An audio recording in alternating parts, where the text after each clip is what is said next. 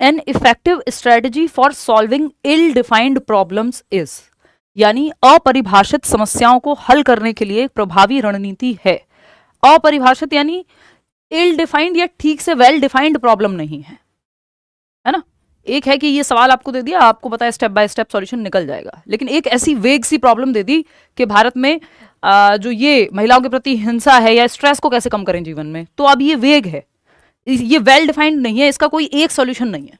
There can be multiple solutions to it, और अलग अलग सिचुएशन में देखना पड़ेगा किसके लिए क्या कारगर है। ठीक है बात। तो effective strategy for solving ill defined problems, problem solving पे एक सवाल आता ही है 100%, सिलेबस में है, पार्ट है, पेपर 1 हो पेपर 2 हो, है ना। तो फोकसिंग ऑन फंक्शनल फिक्स्डनेस, तो ये प्रॉब्लम सॉल्विंग में आपको पता है कि आप लोग 45% लोग फर्स्ट आंसर कह रहे हैं, जो कि महागलत जवाब है। इल डिफाइंड प्रॉब्लम को सॉल्व करने का इफेक्टिव तरीका, भाई अगर कोई प्रॉब्लम ठीक से डिफाइंड नहीं है या वेग है, लेकिन है तो वो भी प्रॉब्लम ही सॉल्व तो करनी पड़ सकती है कि स्ट्रेस को कैसे कम करें। अब ये इसके कोई वेल डिफाइंड स्टेप्स नहीं है कि यही 5 स्टेप हैं, इसी तरीके से सबका स्ट्रेस कम होगा। किसी का गाने सुन के कम होता है, किसी का एक्सरसाइज करके कम होता है, किसी का कोई और तरीका हो सकता है, किसी से बात करके किसी को अच्छा लग सकता है। There are multiple ways for अलग अलग इंडिविजुअल्स, फॉर एवरी इंडिविजुअल। कुछ होंगे जो बेसिक से होंगे कि हाँ सब पे काम कर जाएंगे, बट इफेक्टिव तरीका सबके लिए अलग होगा। फंक्शनल फिक्सनेस कभी भी प्रॉब्लम सॉल्विंग में हेल्प कर ही नहीं सकता। फंक्शनल फिक्सनेस प्रॉब्लम क्रिएट करता है, ना कि सॉल्यूशन। कार्यात्मक स्थिरता, ये हिंड्रेंस, बाधा डालने वाले जब फैक्टर्स पूछे जाए ना आपसे कि बैरियर क्या है प्रॉब्लम सॉल्विंग में, तो आप कहिएगा फंक्शनल फिक्सनेस। कार्यात्मक स्थिरता या फंक्शनल फिक्सनेस क्या है? आप वही घिसे पिटे तरीके अपना रहे हैं जो 1985 में अपनाते थे, वही आज भी चल रहा है। कुछ भी होता है ये कर लो, कुछ भी होता है सर के दर्द की दवाई खा लेते हैं, जस्ट एग्जांपल दे रही हूँ। तो फंक्शनल फिक्सनेस यानी सेम पुराने ढर्रों पे ही आप चल रहे हैं, नए तरीके ढूंढते ही नहीं आप प्रॉब्लम को सॉल्व करने के। और सारी प्रॉब्लम्स एक ही तरीके से सॉल्व नहीं हो सकती हैं, पुराने ही तरीकों से सॉल्व नहीं हो सकती। Modern problems, modern solutions. आपके माता पिता की जनरेशन में गर्लफ्रेंड बॉयफ्रेंड वाली ज्यादा समस्या थी नहीं, डेटिंग की ज्यादा समस्या थी नहीं, आज के समय में अलग है। तो अब वही सॉल्यूशन थोड़ी ना, अरेंज मैरिज पहले से चला आ रहा है तो बहुत बढ़िया सॉल्यूशन है, जरूरी नहीं है सबके लिए नहीं होगा।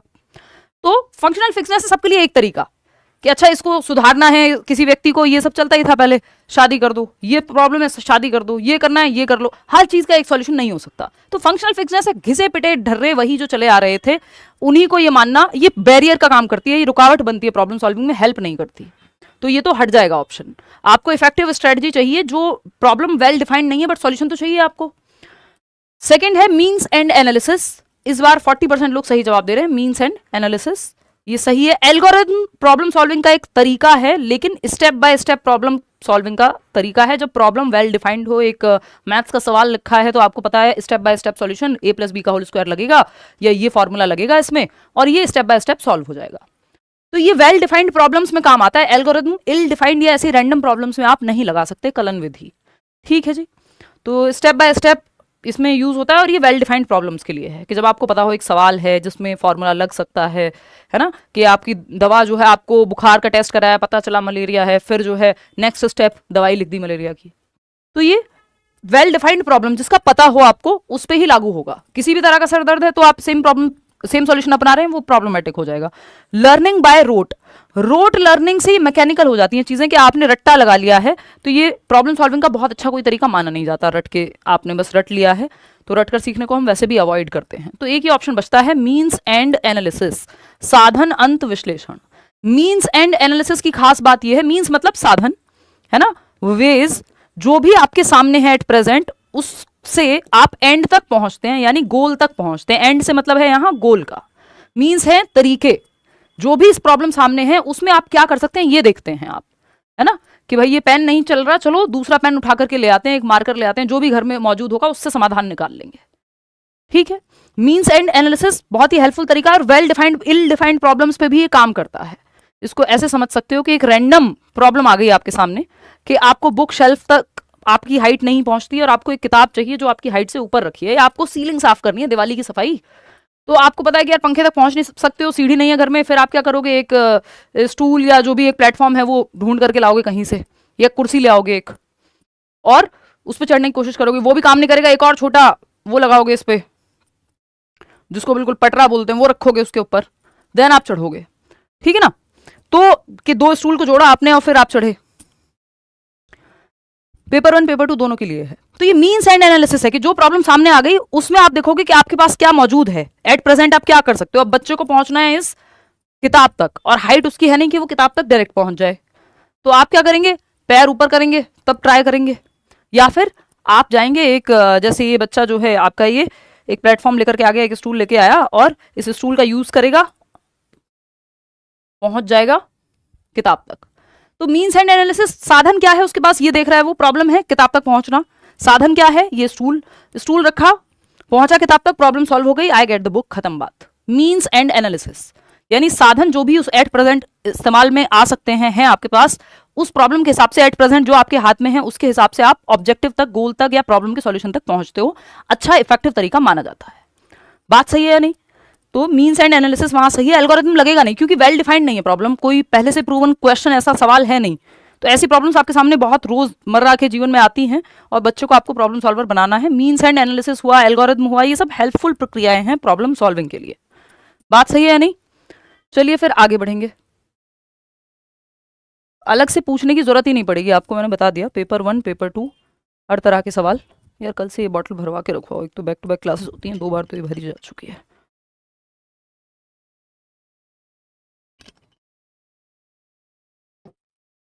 देखिएगा क्वेश्चन नंबर 2 है, which of the following set of qualities characterizes critical thinking.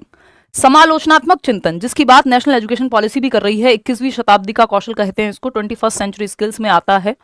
ये हुआ, डिजिटल एजुकेशन हुआ या डिजिटल लिटरेसी जिसको हम कह रहे हैं, कि बच्चा हर पहलू से किसी चीज को देख पाए। ये नहीं है किसी ने कह दिया, कोई अफवाह उड़ी और मान ली, ऑफिशियली वो प्रमाणित है नहीं है, उसको कहना सही है नहीं है, एथिकल है नहीं है, कोई मतलब नहीं है, बस मान लिया। तो इसमें आपने क्रिटिकल थिंकिंग जीरो इस्तेमाल की।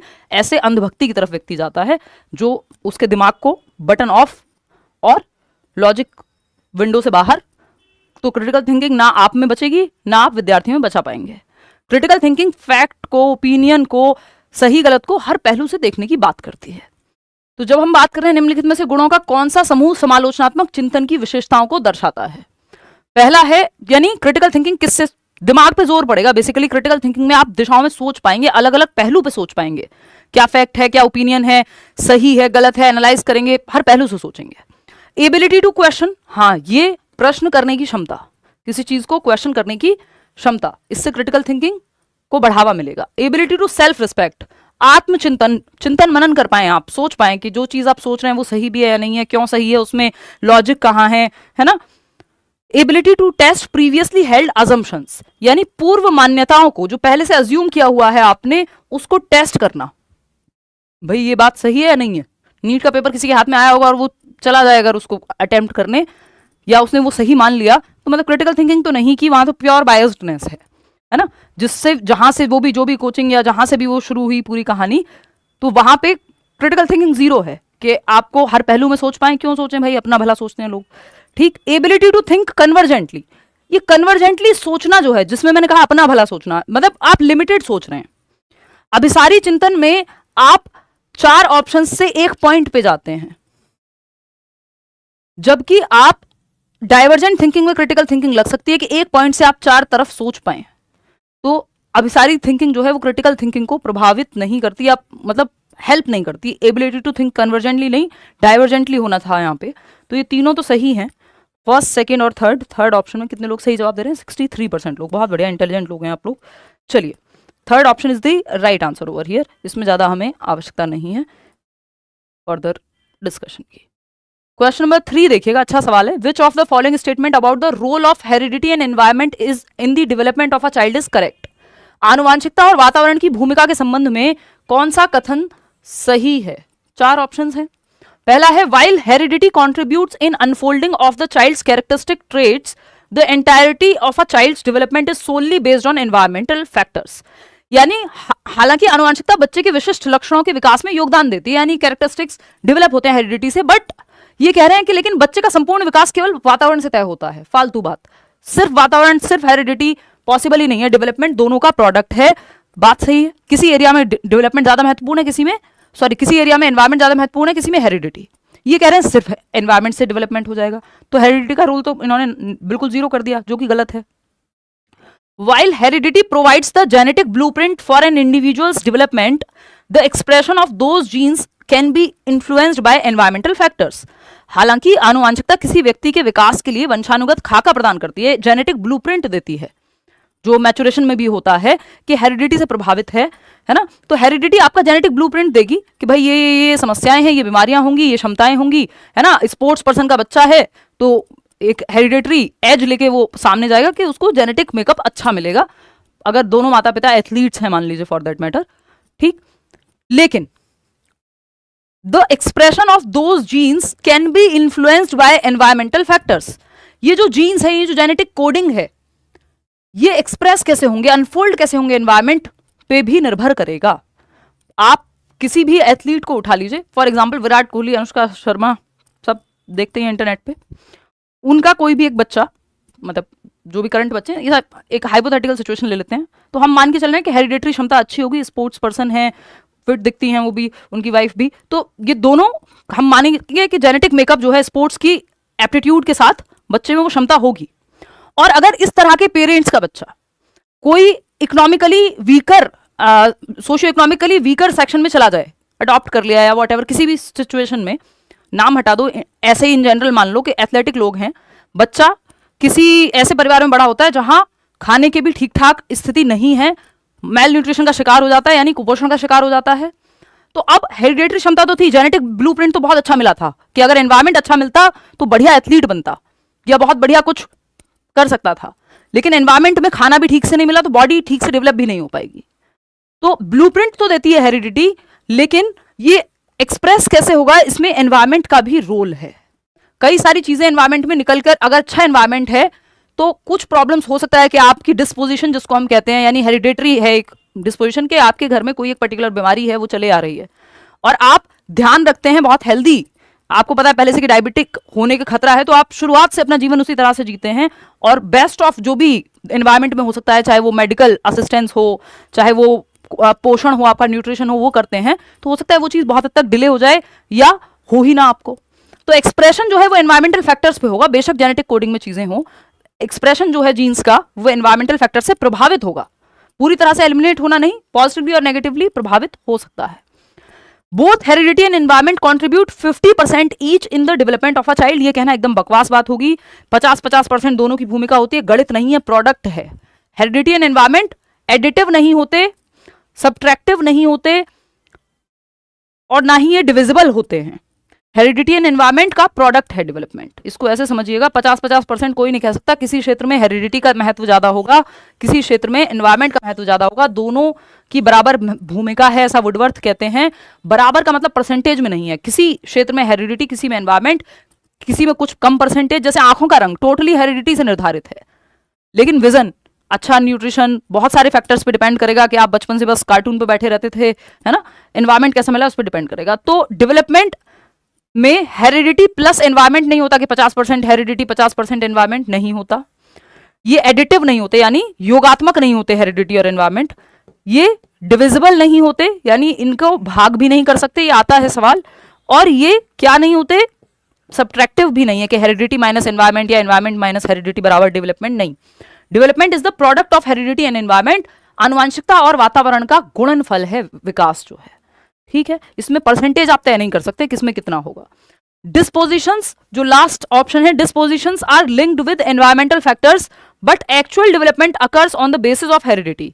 यानी स्वभाव वातावरणीय कारकों से जुड़े होते हैं, लेकिन वास्तविक विकास आनुवंशिकता के आधार पर होता है। देखिए यही इन्होंने गलत कह दिया, ये जो डिस्पोजिशन है ये आनुवंशिकता से प्रभावित होती है, यानी ये जो स्वभाव है वातावरणीय कारकों से नहीं, डिस्पोजिशंस में काफी रोल है हेरिडिटी का, ठीक है ना, काफी रोल है हेरिडिटी का कि आपको किस बीमारी के प्रति या क्या क्षमताएं आप में होंगी, वो हेरिडिटी डिस्पोजिशन तय करती है कि आपका एक स्टेट क्या होगा।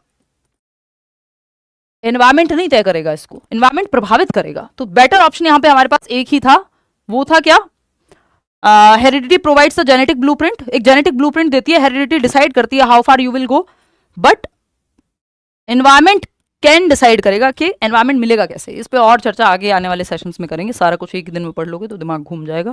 क्वेश्चन नंबर 4 देखिएगा, Arpita and Anu give their books to each other since both consider it an equal exchange of favors. At which level of Kohlberg's moral development theory are Arpita and Anu? Arpita and Anu दो दोस्त हैं, दोनों अपनी किताबें एक दूसरे को देते हैं और कहते हैं कि एहसानों का एक समान आदान प्रदान है, ये इक्वल एक्सचेंज ऑफ फेवर है। तुम मुझे खून दो, मैं तुम्हें आज़ादी दूंगा। मतलब वो थोड़ा एक अलग लेवल की मॉरलिटी पे चला जाता है, बट आपको ये एग्जाम्पल समझ में जल्दी से आता है कि भाई तुम मुझे लंच खिलाओगी तो मैं तुम्हारे लिए कल चॉकलेट लेके आऊंगी, या तुम मुझे होमवर्क के लिए अपनी कॉपी दे दो ये वाले सब्जेक्ट की, मैं तुम्हें दूसरे सब्जेक्ट की कॉपी दे देती हूँ जिसमें मेरा काम पूरा है। ये इक्वल एक्सचेंज ऑफ फेवर्स है कि भाई उसने मेरे लिए कुछ किया, मैंने उसके लिए कुछ कर दिया, बराबर की बात हो गई, खत्म। तो ये सही और ये सही है क्योंकि इक्वल एक्सचेंज ऑफ फेवर्स है। टिट फॉर टैट, जैसे को तैसा। प्री कन्वेंशनल लेवल है फोर्थ ऑप्शन, जिसको हम कहेंगे पूर्व पारंपरिक स्तर का सेकेंड स्टेज, जिसको पहला है पनिशमेंट एंड ओबीडियंस, दूसरा है आपका tit for tat mutual exchange के you scratch my back and I will scratch yours. दो बच्चे आपस में लड़ रहे हैं, इस पे एक सवाल ये आ जाता है तो टीचर आके पूछती है भाई क्या हुआ, क्यों लड़ रहे हो? कि मैम इसने कल मेरा खाना खाया था, आज ही अपनी पेंसिल नहीं दे रहा, मैंने तो इसको रबड़ दी थी कल। ऐसा होता है अक्सर बच्चों में। तो वो मॉरलिटी के किस स्तर पे है? टिट फॉर टैट, जैसे को तैसा, कि मैं घर का सामान तब लेने जाऊंगा या जाऊंगी जब मुझे भी एक चॉकलेट खाने को मिलेगी या 5 रुपए मिलेंगे, मुझे क्या मिलेगा इस काम में। तो वो टिट फॉर टैट मॉरलिटी है ना। हेट्रोनॉमस, अच्छा ये वाला जो सवाल है ये 2 मार्च के पेपर 2 में आया हुआ है और ऑफिशियल आंसर की में पता नहीं क्या सोच के उन लोगों ने हेट्रोनॉमस लेवल इसको मान लिया है, जिसकी जो ठीक नहीं है ना।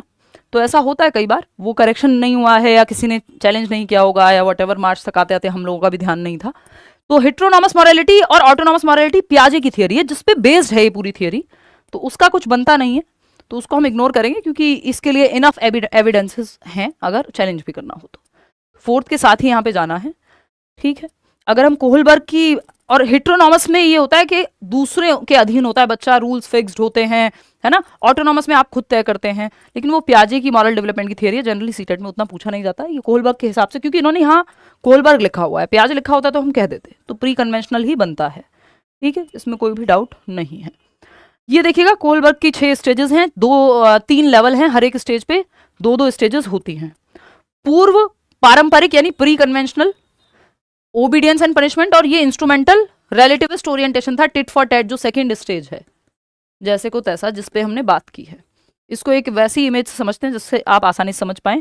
कन्वेंशनल यानी समाज के हिसाब से सही और गलत तय होता है, good boy nice girl, law and order, फिर 5th और 6th स्टेज है, आगे आने वाले सेशंस में हम डिस्कस करेंगे। आज थोड़ा थोड़ा उतना ही आज स्टार्टर्स के लिए उतना ही रखेंगे जितने आप डर ना जाएं कि यार पता नहीं कितना कॉम्प्लेक्स है, क्योंकि जो सिलेबस करके बैठे हैं उनके लिए तो ठीक है, लेकिन जो ताज़ा ताज़ा पढ़ना शुरू किया है तो सब कुछ एक साथ ना आए, धीमे धीमे अनफोल्ड करेंगे।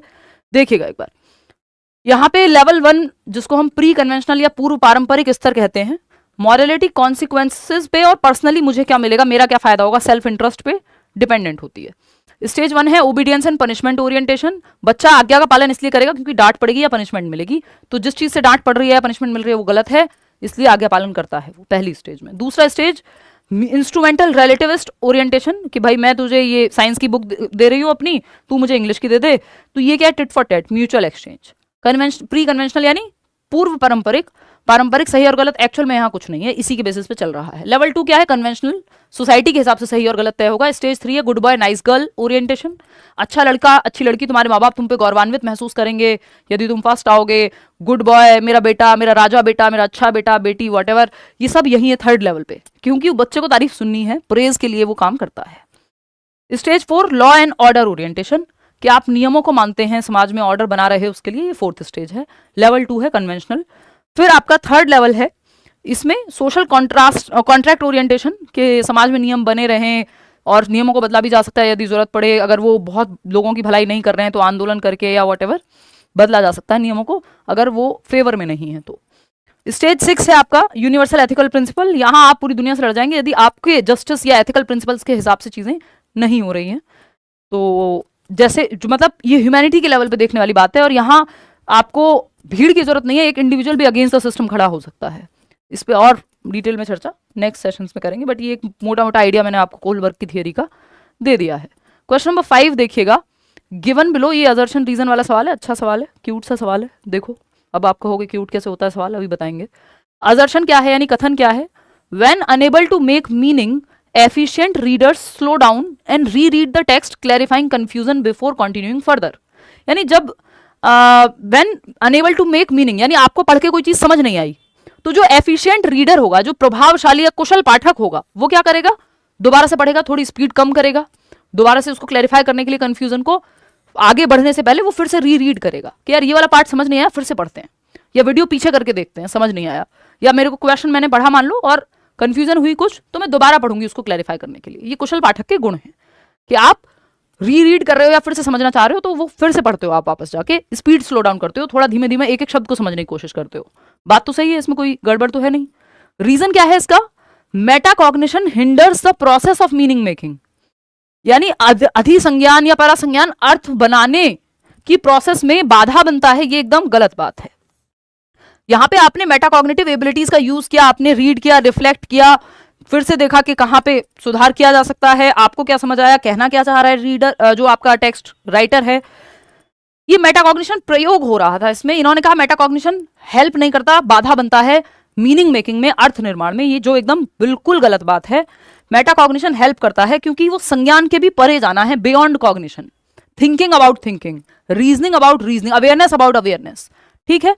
तो मेटाकॉग्निशन बाधा नहीं बन सकता इन एनी केस। तो ए तो सही है बट आर फॉल्स है। कितने लोग सही जवाब दे रहे हैं, 69%, बहुत फास्ट, बढ़िया जवाब दे रहे हैं आप लोग। ए सही है लेकिन आर गलत है। भाई ये तो अच्छी बात है, इसमें मेटाकॉग्निशन का इस्तेमाल किया टीचर, बच्चे ने मेटाकॉग्निशन को समझते हैं, इसमें ये कुछ स्टेप्स हैं। 1 मिनट में पानी पीऊंगी फिर हम आगे बढ़ेंगे।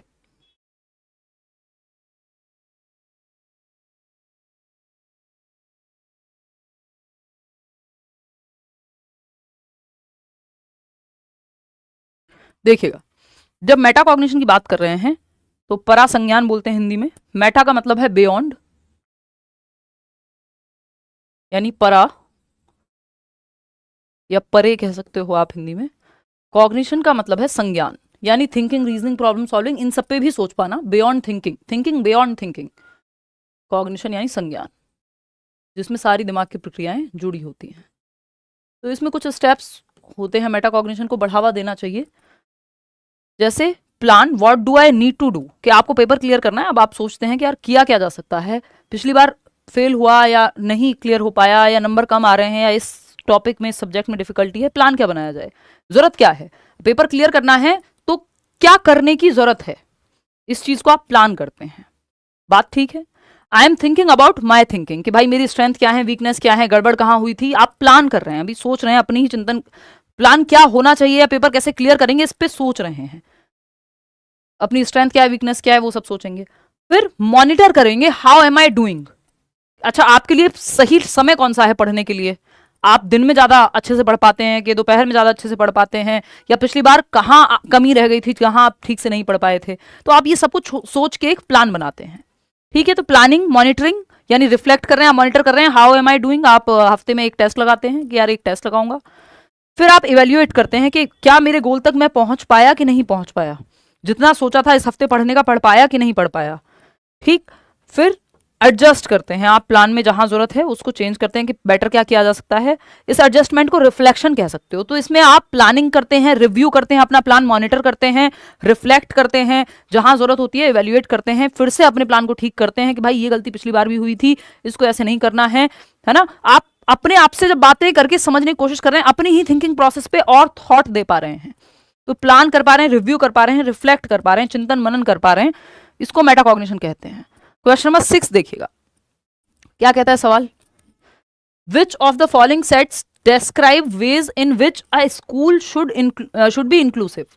यानी इंक्लूसिव मतलब हर तरह का बच्चा सीख सके, चाहे वो पर्सन्स विद डिसेबिलिटी हो, चाहे वो गिफ्टेड बच्चा हो, टैलेंटेड बच्चा हो, एवरेज IQ वाला बच्चा हो, कोई लर्निंग डिसेबिलिटी या लर्निंग डिफिकल्टी, डिसलेक्सिया वगैरह वाला बच्चा हो, हर बच्चे को आप इंक्लूड कर सकें, उसको इंक्लूसिव एजुकेशन कहते हैं। हर बच्चा समाहित हो सके, एजुकेशन फॉर ऑल। तो पूछा जा रहा है कौन से वेज में आप प्रमोट कर सकते हैं इंक्लूसिव एजुकेशन को। Modification of curriculum as required, पाठ्यचर्या में जहां जरूरत हो परिवर्तन कीजिए ताकि हर बच्चे को समझ में आ पाए, हर बच्चे की नीड के हिसाब से हो, सही बात है। एक्टिविटीज इस तरह की हो कि हर बच्चा इंक्लूड हो पाए। Expecting students to totally adapt to the students culture, schools culture, ये गलत है। बच्चे को नहीं, सिस्टम को चेंज करते हैं जब हम इंक्लूसिव एजुकेशन की बात करते हैं। तो इस स्कूल के कल्चर के हिसाब से हर बच्चा चेंज हो जाए, बच्चे को चेंज नहीं करना है, सिस्टम को चेंज करना है। तो ये अपेक्षा रखना कि स्कूल की संस्कृति के हिसाब से सारे बच्चे चेंज हो जाएं, ये बहुत अच्छी बात नहीं है, इंक्लूसिव एजुकेशन के खिलाफ है ये बात।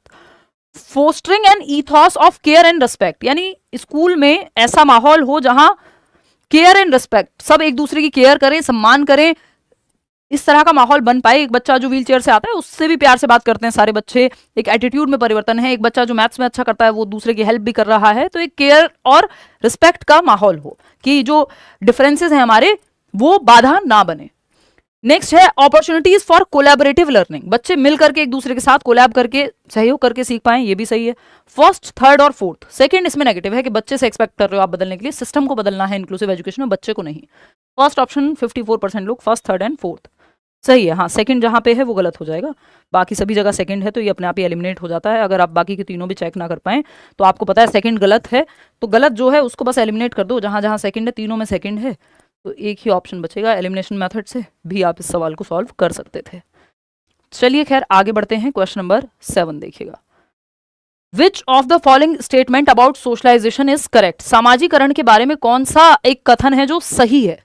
सामाजिकरण क्या है, एक प्रक्रिया है समाज में रहने की, समाज के मूल्यों को सीखने की, समाज में जो उचित अनुचित व्यवहार हैं उनको जानने की, है ना। तो the process by which you acquire social values, norms, सही गलत, एक्सपेक्टेड नॉन एक्सपेक्टेड व्यवहार क्या है, कहाँ क्या पहनना है, कहाँ कैसे बोलना है, ये सब आप समाज में रहने के तौर तरीके बेसिकली सामाजिकरण की प्रक्रिया से सीखते हैं।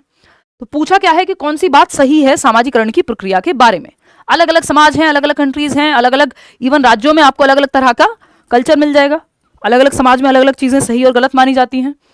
तो पहला ऑप्शन है socialisation cultivates shared sources of meaning and value, यानी सामाजिकरण जो है वो कल्टिवेट करता है shared sources of meaning and value, यानी मीनिंग एंड वैल्यू, यानी सामाजिकरण अर्थ और मूल्य के आधार पर साझा स्रोतों का निर्माण करता है कि भाई एक मीनिंग क्रिएट होगा और वैल्यू क्रिएट होगी शेयर्ड। कैसे? क्योंकि दो लोग हैं जो सेम वैल्यूज में विश्वास रखते हैं, सेम तरह से सोशलाइज हुए हैं, ये भी इस भगवान में मानता है या मानती है और ये भी सही और गलत या सच बोलने में विश्वास रखता है या रखती है, तो दोनों दोस्त हैं, है ना। उनके यहाँ सेम त्योहार मनाए जाते हैं, या फिर वो जिस तरह से सोचता है, हो सकता है त्योहार नहीं भी मनाए जाते हो तब भी दोस्त हो सकते हैं, डिफरेंसेस का प्रॉब्लम यहाँ पे नहीं है, बट शेयर्ड अगर हैं चीजें तो मीनिंग और वैल्यू में काम आती हैं, कल्टिवेट करता है सोशलाइजेशन। अगर आप समाजीकरण समाज के प्रति एक पॉजिटिव एटीट्यूड को कल्टिवेट करेगा। बात तो सही है। Socialisation is culture independent and context neutral, ये नहीं कह सकते हम। समाजीकरण कल्चर इंडिपेंडेंट नहीं हो सकता। समाजीकरण की प्रक्रिया समाज में जो चीजें हो रही हैं उसी को सीखने का तो तरीका है, तो इस सांस्कृतिक रूप से स्वतंत्र नहीं हो सकता। जिस संस्कृति में आप बड़े हो रहे हैं, पल बढ़ रहे हैं, वहीं के नॉर्म्स को आप एक्वायर करते हैं। नेक्स्ट है socialisation happens only during childhood, नहीं भाई ये प्रोसेस चलता है, प्रोसेस कोई भी हो वो चलता रहता है, वो आपका चाइल्डहुड क्या अडल्टहुड में भी चलेगा।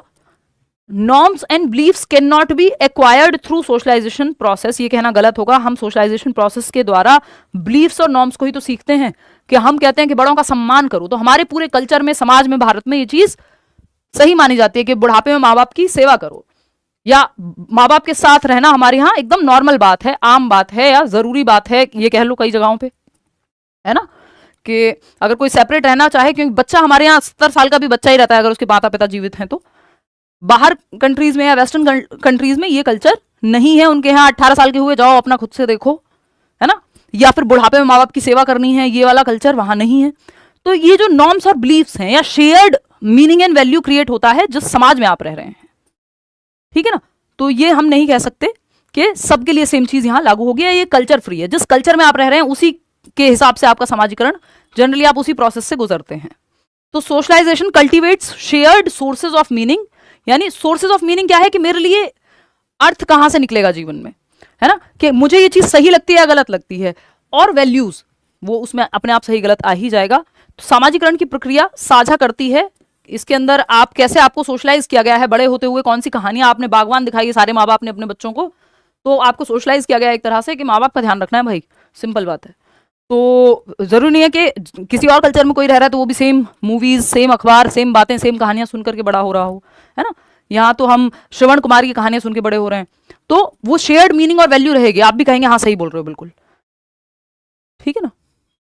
तो शेयर्ड मीनिंग और वैल्यू रहता है सामाजिकरण की प्रक्रिया में, क्योंकि वो आप कॉमन जिस भी समाज में हैं वो कॉमनैलिटी रहेगी, नेक्स्ट देखिएगा क्वेश्चन नंबर 8, फटाफट से आप जवाब देंगे। यार ये माइक इतना शोर मचाता है। Role of a teacher in reciprocal teaching is characterised by, पारस्परिक शिक्षण जिसको वाइगोत्स्की जिसकी बात करते हैं कि सिर्फ टीचर ही बच्चे से नहीं, बच्चा भी टीचर से सीखता है, मतलब उल्टा भी कह सकते हो आप इसको कि सिर्फ बच्चे ही टीचर से नहीं सीखते, टीचर भी बच्चों से सीखता है, यानी परस्पर एक दूसरे को सिखाते और सीखते हैं स्टूडेंट्स। इसी को रेसिप्रोकल टीचिंग कहा जाता है। इसमें कुछ स्टेप्स भी शामिल होते हैं कि, लेकिन बच्चे को यहाँ पे हम सेंटर में रखते हैं कि बच्चा मीनिंग मेकिंग करेगा, टीचर गाइड करेगा। ठीक है। is characterized by a shift from being a support and guide towards gradual release of responsibility to the students। यानी एक मार्गदर्शक और शिक्षक की जो भूमिका है एक मार्गदर्शक की है और समर्थन प्रदान करने वाले व्यक्ति की है। धीरे धीरे ये इससे भी जिम्मेदारी विद्यार्थियों को सौंपने की स्थिति पर जाना, यानी होल रिस्पॉन्सिबिलिटी, बच्चे ज्यादा एक्टिव रहेंगे, धीरे धीरे उस तरफ चली जाएगी। बात तो सही है। Being a मियर recipient of the suggestions given by students, यानी विद्यार्थियों द्वारा दिए गए सुझावों का एकमात्र रेसिपिएंट होना या रिसीवर होना, कि बस जो बच्चे सुझाव दे रहे हैं वो आप रिसीव कर रहे हैं, नहीं आप गाइड होते हैं, जरूरत पड़ने पे हेल्प भी करते हैं, बच्चे ज्यादा एक्टिव हैं, लेकिन इसका मतलब ये नहीं कि सिर्फ आप रिसीव कर रहे हैं information as a teacher. The position of dominance and sole authority, ये सोल अथॉरिटी और डोमिनेंस की बात तो वाइगोत्स्की करेंगे ही ना, रेसिप्रोकल टीचिंग में ऐसा होता है। म्यूचुअली टीचर बच्चे दोनों एक्टिव हैं, बच्चों को सोल रिस्पॉन्सिबिलिटी या ज्यादा रिस्पॉन्सिबिलिटी दी जाती है कि वो खुद से प्रॉब्लम सॉल्व कर पाए। हिज या टीचर से जरूरत पड़ने पे डाउट्स पूछें, चर्चा करें। हिज और her position of being a passive observer throughout the process, नहीं भाई टीचर भी एक्टिव है यहाँ पे। तो एक ही ऑप्शन बचता है कि एक मार्गदर्शक और समर्थन प्रदान करने की भूमिका से धीरे धीरे जिम्मेदारी हम बच्चों की तरफ सौंपते हैं कि वही चर्चा करें, आपस में वही कंक्लूजन तक पहुंचे, जरूरत पड़ने पे टीचर की हेल्प लें। तो first option is the right answer. इसको ऐसे भी देख सकते हो, रेसिप्रोकल टीचिंग यानी कोलैबोरेटिव लर्निंग का एक उदाहरण है। वाइगोत्स्की इसके बारे में बात करते हैं कि आप मान लीजिए साथ में बैठ करके एक डिस्कशन हो रहा है, किताब पढ़ रहे हैं आप, टीचर साथ में है, वो कहती है we take turns leading our thinking, कि भाई सब एक एक करके अपने विचार बताएंगे कि ये जो टेक्स्ट आपने पढ़ा है या पढ़ रहे हैं हम, इसके बारे में आप क्या सोचते हो। ठीक है, तो आप प्रिडिक्ट करते हो, what do you think will happen next. कोई कहानी पढ़ रहे हो तो उसमें प्रिडिक्शन है कि बताओ आगे क्या होने वाला है, तो अलग अलग बच्चे बताएंगे। ठीक, फिर question, what questions do you have about the text, आप किसी को बीच में कोई सवाल आ रहा है या बाद में सवाल आ रहा है टेक्स्ट के, तो वो पूछेगा, है ना, तो क्वेश्चनिंग हो गया।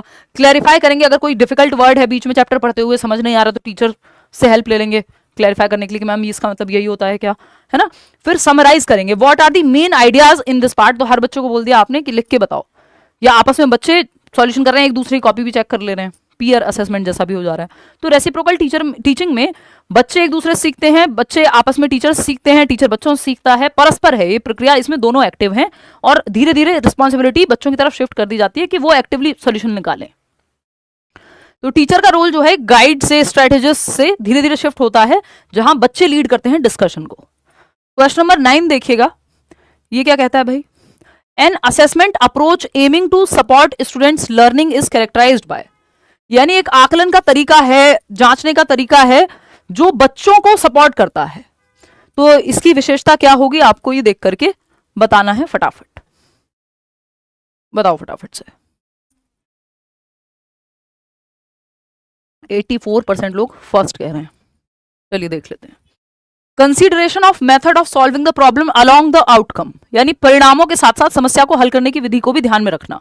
हाँ, तो विद्यार्थी को यहाँ पे हम सपोर्ट कर रहे हैं कि जो जिस मेथड से प्रॉब्लम सॉल्व हुई है आउटकम पे भी और मेथड पे भी फोकस करना, इस चीज का आकलन किया जाए कि कैसे सॉल्व किया है प्रॉब्लम को।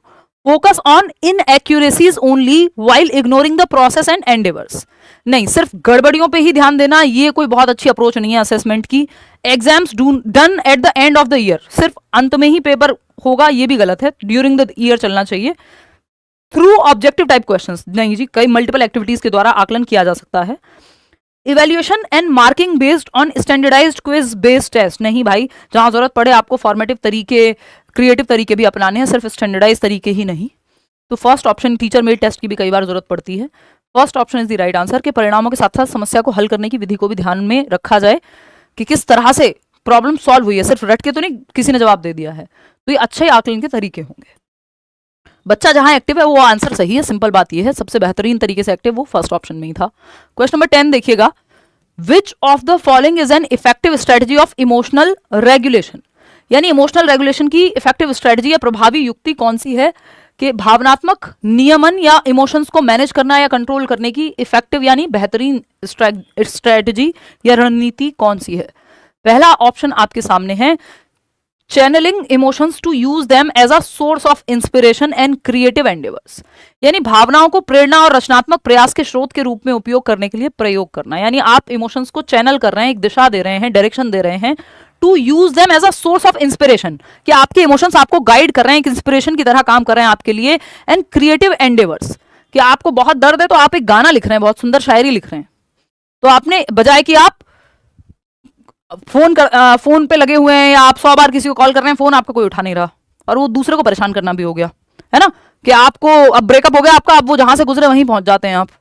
तो ये चैनल करना बहुत अच्छे से नहीं है, इमोशनल मैनेजमेंट का बहुत अच्छा पार्ट नहीं है, इमोशनल रेगुलेशन का बहुत अच्छा तरीका नहीं है। जब आप चैनल करेंगे इमोशंस को, एक रिसोर्स की तरह यूज करेंगे, उनको दिशा दे पाएंगे, कि वो इंतकाम देखेगी वाली मूवी याद आ गई मुझे, कि आईएएस बन जाइए लेकिन इंतकाम मत देखिए, ठीक है। सेकेंड ऑप्शन है waiting until emotions escalate to the point of losing control, कि अब आप इंतजार तब तक करते हैं जब तक भावनाओं पर नियंत्रण खोने तक का इंतजार करते हैं कि एक दिन फटेंगे बस। अभी आप क्या महसूस कर रहे हैं उस पर फोकस ही नहीं है आपका, ना आप जर्नल करके लिख रहे हैं, ना कोई थेरेपी ले रहे हैं। एक साथ एक दिन आएगा जब आप या तो सीधा डॉक्टर के पास जाएंगे, या आप भड़केंगे, या आप कुछ तो आपके हाथ से बात निकल चुकी होगी, आप इमोशंस को पहले मैनेज ही नहीं कर रहे हैं या देख ही नहीं रहे हैं कि कैसा आपको महसूस होता है डेली बेसिस पे। तो waiting until emotions escalate to the point of losing control, कि आपके हाथ से कंट्रोल चला जाए, या आप कोई इस तरह की हरकत कर दें जो इलीगल भी हो सकती है ना, या किसी और को नुकसान पहुंच सकता है, तब तक वेट करना कोई इमोशनल रेगुलेशन नहीं है, ये बेवकूफ़ी हो जाएगी। Reacting impulsively to emotional triggers, कि इमोशनल ट्रिगर्स पे इम्पल्सिवली रिएक्ट करना, कि गुस्सा आया थप्पड़ लगा दिया किसी को, इम्पल्स थी उस पर एक्ट कर गए, प्रॉब्लमेटिक हो जाएगा, है ना, बार बार ये होगा तो दिक्कत होगी। Suppressing emotions in order to conform to social norms, ये बहुत करते हैं हमारे समाज में, खूब सिखाया जाता है, और महिलाओं को तो भरपूर सिखाया जाता है कि सप्रेस करते रहो इमोशंस को, दबाते रहो इमोशंस को, in order to conform to social norms, कि आप दहेज के खिलाफ हैं लेकिन सब लगे हुए हैं कि नहीं नहीं ये तो गिफ्ट है। अब आप क्या करेंगे, सप्रेस करेंगे अपनी भावनाओं को, क्योंकि आपकी वैल्यू के अनुरूप नहीं जा रही है ये चीज, तो आप दबा रहे हैं ताकि कंफर्म कर सकें सोशल नॉर्म्स में, कि भाई ये आसपास जो ये 4 लोग हैं या दोस्त हैं तो इनको ठीक लगे, या परिवार के हिसाब से चीजें हो जाएं, तो ये आप करने की कोशिश कर रहे हैं, जो कि बहुत अच्छा तरीका नहीं है। सामाजिक मानदंडों के अनुरूप भावनाओं को दबाना, तो इससे आज नहीं तो कल प्रॉब्लम बनेगी, या तो आप दवाइयां खाते हुए मिलेंगे, मतलब जो कि बुरी बात नहीं है, सबके लिए अलग अलग तरीके से, लेकिन इमोशनल कोशिश क्या करनी है, सबसे जो बेहतर इफेक्टिव स्ट्रेटजी है वो ये है कि channelling emotions to use them as a source of inspiration and creative endeavours, भावनाओं को प्रेरणा और रचनात्मकता, कुछ क्रिएटिवली यूज करना, अपने इमोशंस को फ्यूल की तरह यूज करना, जिससे आप कुछ क्रिएट कर पाए, चाहे वो करियर हो आपका, चाहे वो आप कुछ लिखते हो, चाहे आप गाते हो, चाहे आप एक्सरसाइज करने में अपनी एनर्जी लगा रहे हो, तो इमोशनल रेगुलेशन पॉजिटिव तरीके से हो जाएगा, जो बेहतर तरीका है, हेल्दी तरीका है। First option is the right answer. आगे बढ़ेंगे, question number 11, learning about a concept और कैटेगरी इज ईजियर इफ, आप एक संप्रत्यय को, एक कॉन्सेप्ट को बेहतर तरीके से, आसानी से सीख पाएंगे यदि previous knowledge about the concept is not activated. उल्टा है, अगर प्रीवियस नॉलेज एक्टिवेटेड होगी, जो पूर्व ज्ञान से नए ज्ञान को जोड़ना आसानी से आपको कॉन्सेप्ट समझ में आ जाएगा यदि प्रीवियस नॉलेज से न्यू नॉलेज को जोड़ दिया जाए।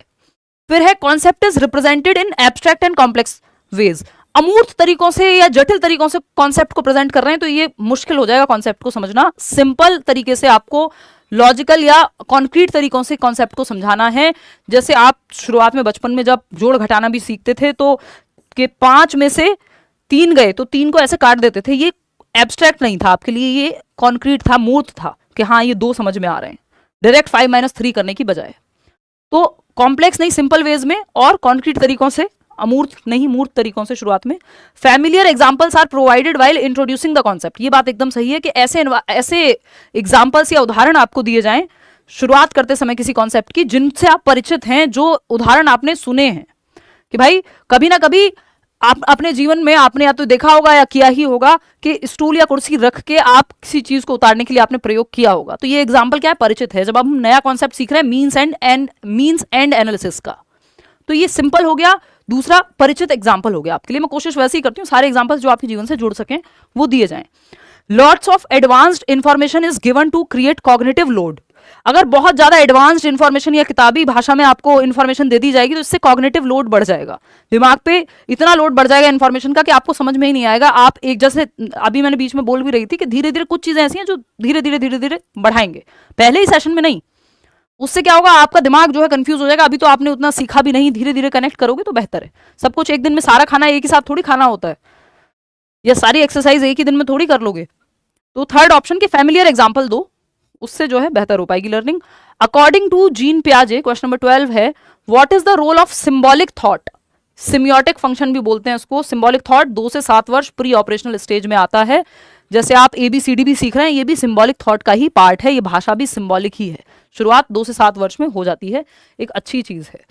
तो पियाजे के अकॉर्डिंग रोल क्या है सिंबॉलिक थॉट का? पहला ऑप्शन है symbolic thought develops after cognitive development is complete. नहीं भाई, फाइनल स्टेज तो फॉर्मल ऑपरेशनल है, ये तो डेवलप हो जाता है सेकंड स्टेज में, प्री ऑपरेशनल में। तो ये तो गलत हो गया, पूर्व संक्रियात्मक अवस्था में हो जाता है ये, पूरे पूर्ण होने के बाद थोड़ी, वो तो 11+ साल में है। सांकेतिक चिंतन केवल उन बच्चों के संज्ञानात्मक विकास को प्रभावित करता है जिनकी भाषा विकसित होने में विलंब होता है। ऐसा नहीं है कि symbolic thought impacts cognitive development only in children with language delays, बिल्कुल भी नहीं है। बल्कि सिंबॉलिक थॉट डेवलप होता है तो लैंग्वेज डेवलपमेंट में भी हेल्प करता है, क्योंकि आप सिंबल्स के थ्रू सीखना शुरू करते हैं। Symbolic thought causes mental confusion and hinders cognitive development, कि मेंटल कंफ्यूजन क्रिएट करता है सिंबॉलिक थॉट, और कॉग्निटिव डेवलपमेंट यानी आपके दिमाग के विकास को, आपके संज्ञान के विकास को रोकता है, जबकि उल्टा है, it helps in cognitive development. ऐसा नहीं है कि रोकता है। फोर्थ ऑप्शन है, यही बचा और तो कोई ऑप्शन नहीं बचा। Symbolic thought facilitates cognitive development bye allowing for mental processes like problem solving. Symbolic thought जो है सुविधा प्रदान करता है, संज्ञानात्मक विकास में हेल्प करता है, by allowing for mental processes, कुछ मानसिक प्रक्रियाओं को अलाउ करता है, जैसे प्रॉब्लम सॉल्विंग। भाई जब आप सिंबल्स के थ्रू सीखते हैं, जोड़ना घटाना, कोई भी प्रॉब्लम आप सीख रहे हैं, तो वो या आपको भाषा आती है, भाषा के माध्यम से आप कोई सॉल्यूशन पढ़ ले रहे हैं, एक मैथ्स का सवाल सॉल्व कर रहे हैं, आपने एक गाइड रखी हुई है। जब यूट्यूब वगैरह नहीं था, ऐसे ही लोग हेल्प लेते थे, या टीचर तुरंत नहीं है, या ट्यूशन नहीं है आसपास, है ना, तो आप गाइड से देखेंगे इसका क्या सॉल्यूशन हो सकता है। तो वो सिंबॉलिक थॉट की वजह से, क्योंकि आपने भाषा सीखी हुई है जो सिंबॉलिक थॉट का एक उदाहरण है, उससे आप प्रॉब्लम सॉल्व कर पा रहे हैं, क्योंकि आपको भाषा आती है या सिंबल्स समझना आता है।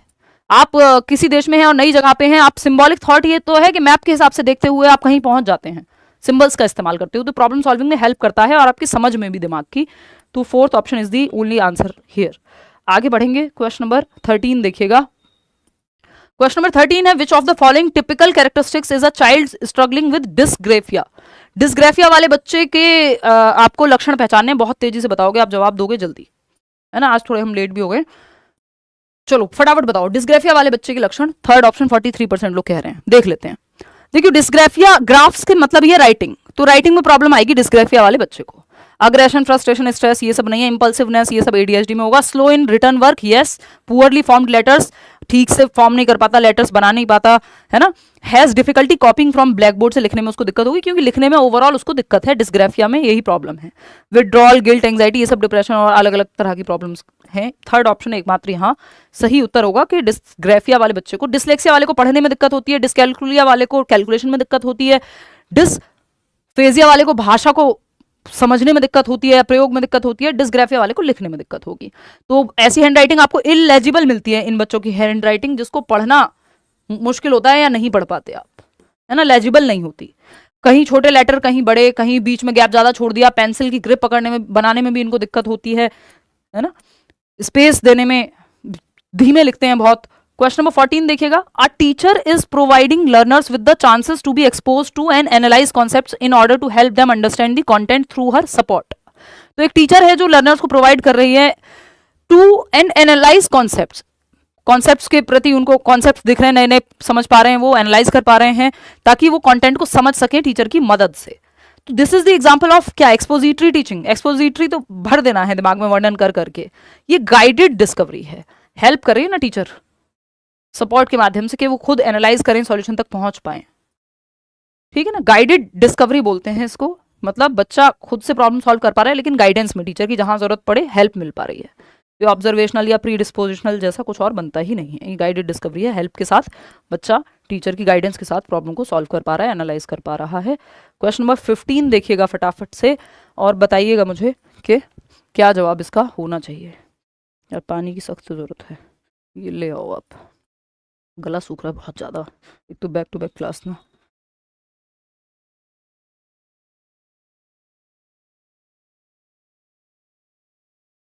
देखिएगा, एक्चुअली हेल्थ की उतनी रिकवरी हुई नहीं थी जितना यूटिलाइजेशन है अभी। देखिएगा, ये हर टाइम स्क्रीन स्क्रीन स्क्रीन, तैयारी होती है तो स्क्रीन पे पीपीटी बनती है, तो स्क्रीन पे क्लासेस होती हैं, तो स्क्रीन लाइट ये वो। लो, थैंक यू। चलो भाई, ये तो उबल रहा है, कोई बात नहीं। विच of the following statements is correct about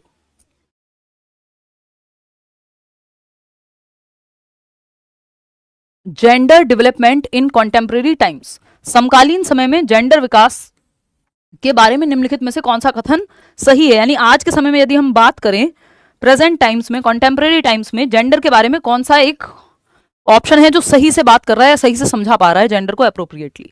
third option कह रहे हैं कितने लोग? 41% लोग। चलिए इसमें आपकी कंफ्यूजन क्लियर करते हैं। Gender is purely and solely determined by an individual's anatomy at birth, यानी जो जन्म के समय किसी व्यक्ति की शारीरिक रचना द्वारा जेंडर विशुद्ध रूप से और पूरी तरह से निर्धारित होता है। एकदम बकवास बात है, क्योंकि वो सेक्स है किसी बच्चे का कि जो उसकी एनाटॉमी है या शारीरिक बनावट है, उसके बेसिस पे वो पुरुष है, महिला है, अदर जेंडर है, वो उसका सेक्स हुआ, ना कि उसका जेंडर हुआ।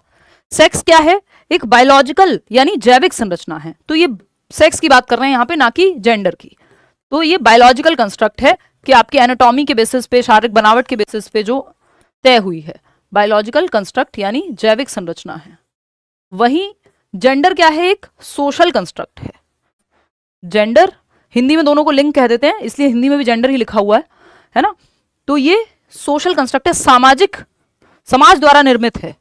इसमें ये पॉसिबिलिटी हो सकती है कि आपकी शारीरिक बनावट जैसी हो वैसा आप महसूस ना करते हो, यानी आप एक मेल बॉडी में हो बट आप फीमेल जैसा महसूस करते हैं, तो आपकी जेंडर जो है वो मेल हो सकता है और आपकी बॉडी फीमेल, बॉडी आपकी मेल हो सकती है और जेंडर आपका फीमेल हो सकता है, क्योंकि आप वैसा महसूस करते हैं, क्योंकि समाज ने निर्मित किया है ना। महिला ये काम करेंगी, पुरुष ये काम करेंगे, रोल भी समाज नहीं बनाए हैं। तो इस समाज की एक रचना है। आजकल प्रोनाउंस यूज करते हैं Gen Zs, she, her, they, them, तो ये जेंडर के बारे में है, क्योंकि जेंडर सोशली कंस्ट्रक्टेड है, या कौन कैसा महसूस करता है अपनी बॉडी में वो निर्धारित करेगा, ना कि वो फिजिकल एनाटॉमी उनकी कैसी है वो निर्धारित करेगी। ठीक है, तो जेंडर यानी सोशल कंस्ट्रक्ट है, सेक्स एक बायोलॉजिकल कंस्ट्रक्ट है। बात करते हैं इस पे। तो ये तो गलत ही हो गया कि gender purely and solely determined by an individual's anatomy at birth, नहीं, वो सेक्स होगा। Gender exist on a binary concept, binary concept नहीं है जेंडर कि मेल और फीमेल या ये और ये ऐसे ही महसूस होगा।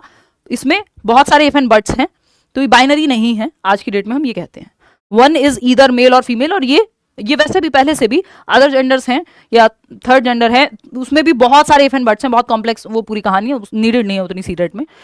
Gender identity is influenced by cultural conceptions, ये बात एकदम सही है कि जो जेंडर आइडेंटिटी है, जेंडर पहचान है, वो सांस्कृतिक अवधारणाओं से प्रभावित होती है। किस कल्चर में आप रहते हैं, फ्रांस की महिला अलग तरह से व्यवहार करेंगी या अलग तरह से सोचेंगी अपने बारे में, या क्या चीजें वो कर सकती हैं, नहीं कर सकती हैं, है ना। फ्रांस में तो करवा चौथ नहीं मना रहे होंगे लोग, तो वो हमारे कल्चर या हमारी सोसाइटी में जो जेंडर आइडेंटिटी का कॉन्सेप्ट है वहां से आ रही हैं चीजें। उसमें सोशलाइजेशन भी इंक्लूडेड है। ऑफ कोर्स जेंडर पे बहुत प्रभाव पड़ता है सोशलाइजेशन का, कि आपने बड़ा कैसे किया है। अगर बचपन से आपने यही कहानियां सुनाते हुए बड़ा किया है, नहीं बेटा तुम तो पराया धन हो, लड़की हो तो तुम्हें तो अगले घर जाना है और फिर डोली में जाना है और अर्थी में आना है, फिर आप इस तरह के तुषार शर्मा जैसे केसेस देखते हो, है ना। तो वो जो कहानी आपने सुनाई है सोशलाइजेशन के थ्रू, जैसे आपने सोशलाइज किया है, समाजीकरण किया है, वो जेंडर को बहुत हद तक प्रभावित करेगा। तो gender identity is not influenced by socialisation, ये नहीं कह सकते हम। Gender identity is influenced by socialisation या कल्चरल कॉन्सेप्शंस, कि सांस्कृतिक अवधारणाएं क्या हैं, उस समाज में जेंडर को कैसे देखा जा रहा है, उससे प्रभावित होती है जेंडर आइडेंटिटी। पॉजिटिवली भी नेगेटिवली भी, कुछ लोग उसको बैरियर्स को तोड़ के आगे निकलते हैं, लेकिन ये प्रभावित करेगा।